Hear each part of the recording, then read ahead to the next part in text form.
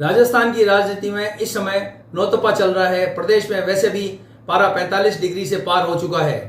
गर्मी का आलम ऐसा है कि एसी कमरे में भी बैठा नहीं जा रहा और इस गर्मी के भयानक दौर में नागौर सांसद हनुमान बेनीवाल ने बहराणा धाम से एक गर्मा गर्म बयान देकर सूबे की राजनीति को और गर्म कर दिया। और यह गर्मी इतनी बड़ी कि प्रदेश भाजपा के कैबिनेट मंत्री, प्रदेशाध्यक्ष, जिला अध्यक्ष सहित मंडल के पदाधिकारियों को भी अपने अपने एसी रूम में पसीने आने लग गए। बेनीवाल ने बहराणा धाम से सभा को संबोधित करते हुए राज्य के मुख्यमंत्री भजनलाल पर एक आपत्तिजनक बयान दे दिया। आइए पहले आपको वो बयान सुनाते हैं जिसके कारण राजस्थान की राजनीति में आजकल पारा 50 डिग्री से ऊपर चल रहा है। और भजनलाल को तो वो उपाधि आप दे दो जो मूर्खों का सबसे बड़ा राजा होता, मूर्खाधिराज। आज राष्ट्रीय लोकतांत्रिक पार्टी की तरफ से साधु संतों के सानिध्य में मैं भजनलाल जी को उपाधि देता हूं कि जितने भी मूर्ख हैं उनके वो राजा है और वो मूर्खाधिराज है। अब कोई हम साथियों, सुना आपने हनुमान बेनीवाल ने क्या कहा। अब यह ऐसा बयान पहली बार तो हनुमान बेनीवाल ने दिया नहीं। सभी जानते हैं बेनीवाल अपने बयानों की वजह से हमेशा सुर्खियों में रहते हैं। कभी वसुंधरा राजे को लेकर बयान देते हैं तो कभी डोटासरा को लेकर बयान देते हैं तो कभी गहलोत पर।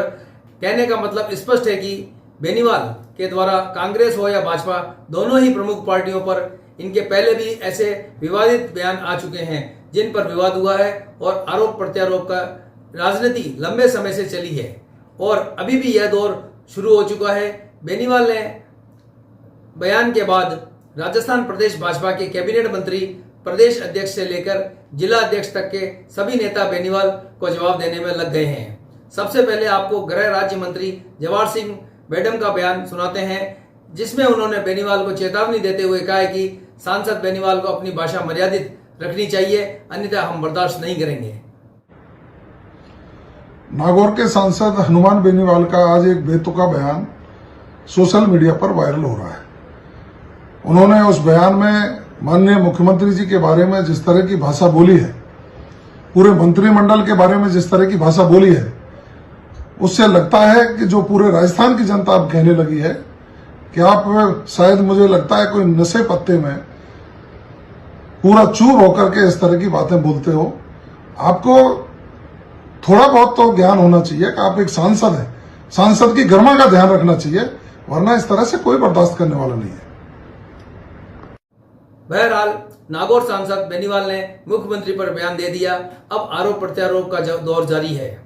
लेकिन सबसे बड़ा सवाल यह है कि बेनीवाल 2 बार सांसद बने और दोनों ही बार कांग्रेस व भाजपा के सहयोग से बने हैं, तो फिर इस प्रकार का बयान क्यों देते हैं? इसका जवाब मैं आप पर छोड़ता हूं, कमेंट्स में जवाब जरूर दें। आरएलपी नेता हनुमान बेनीवाल ने प्रदेश के लोकप्रिय मुख्यमंत्री श्री भजनलाल जी शर्मा के बारे में जो अभद्र भाषा बोली है। जब रावण ने अहंकार और अपमान की भाषा चुनी थी तभी उसका विनाश हुआ था। आज हनुमान बेनीवाल उसी रावण जैसी अहंकार और अमर्यादित भाषा का उपयोग कर रहे हैं। राजनीतिक मुद्दों पर होनी चाहिए, गाली गलौज पर नहीं। हम विकास, संवाद और संस्कार की राजनीति में विश्वास रखते हैं। जो लोग शब्दों की मर्यादा खो देते हैं, जनता उसको निश्चित रूप से जवाब देना जानती है। राम राम जी। कल नागौर सांसद श्री हनुमान बेनीवाल जी द्वारा जो शब्दों का चयन किया गया, बोलते हुए उसकी हम घोर निंदा करते हैं, भर्त्सना करते हैं। जनप्रतिनिधि का दायित्व होता है तो आम जन के बीच में अपना ऐसी वाणी रखे, ऐसा व्यवहार रखे जो सबके बीच में एक मिसाल बने।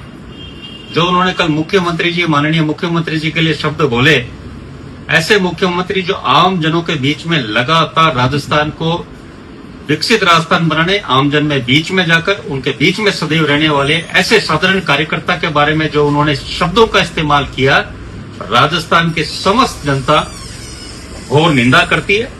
तथा हम श्री हनुमान बेनीवाल जी से कहेंगे कि आप इतने गरिमाई पद पर रह रहे हो तो आपका भी दायित्व बनता है कि आम जन में अच्छा संदेश जाए। सार्वजनिक जीवन में हमारे शब्द ही हमारे पहचान। राजस्थान में कुछ ऐसे राजनीतिक नेता हैं जिनको इस बात का अहंकार हो गया जीतने के कारण से कि हम ही भाग्य विधाता है और हम ही अपने भाग्य को और दूसरों के भाग्य को लिखते हैं। जिस प्रकार की भाषा का इस्तेमाल कल नागौर के सांसद हनुमान बेनीवाल ने मुख्यमंत्री के लिए किया, वो राजस्थान की संस्कार, संस्कृति और मौलिक किसी भी इंसान की संस्कृति के भी खिलाफ है।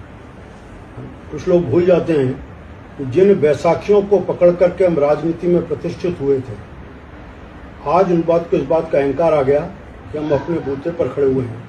उनको इस बात का ध्यान रखना चाहिए कि भारतीय जनता पार्टी व्यक्तियों को निर्माण करती है और राजस्थान की राजनीति में संस्कृति वैचारिक विरोध के बाद भी लोग व्यक्तिगत आक्षेपों से लगट करते हैं।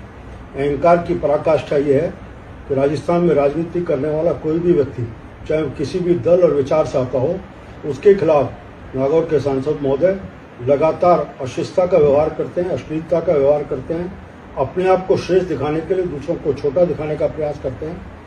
सामान्य रूप से कहा जाता है, हर व्यक्ति जब दूसरे की तरफ एक उंगली उठाता है तो 4 उंगलियां अपनी तरफ होती हैं। ध्यान रखना चाहिए कि मेरे जीवन में किस प्रकार का है, दूसरे की तरफ इंगित करने से पहले स्वयं को जीवन को देखना चाहिए। मैं सुझाव दूंगा कि अपने स्वयं का आकलन करें, दूसरों के बारे में छीटाकाशी करने के स्थान पर स्वयं का आकलन करके उसके बारे में विचार करके अपने आप को कुछ सुधार कर सकें तो प्रयास करें। राम राम साहब, मैं कुलदीप धनखड़, विधायक विराटनगर, प्रदेश प्रवक्ता भारतीय जनता पार्टी राजस्थान। कल बैरना धाम में नागौर के सांसद श्री हनुमान बेनीवाल के द्वारा राजस्थान के लोकप्रिय मुख्यमंत्री, राजस्थान के विकास पुरुष श्री भजनलाल शर्मा जी के खिलाफ की गई अशोभनीय टिप्पणी की मैं कड़े शब्दों में निंदा करता हूं। ऐसे शब्दों का राजनीति में कोई स्थान हो ही नहीं सकता। मैं इतना आग्रह करना चाहता हूं कि बड़े नेताओं के खिलाफ और संवैधानिक पदों पर बैठे नेताओं के खिलाफ इस भाषा का प्रयोग कभी नहीं करना चाहिए। और राजस्थान की जनता, देश की जनता एक एक चीज को देख रही है कि कौन नेता क्या बोल रहा है। समय पर उसका राजस्थान की जनता जवाब देगी। बहुत बहुत धन्यवाद।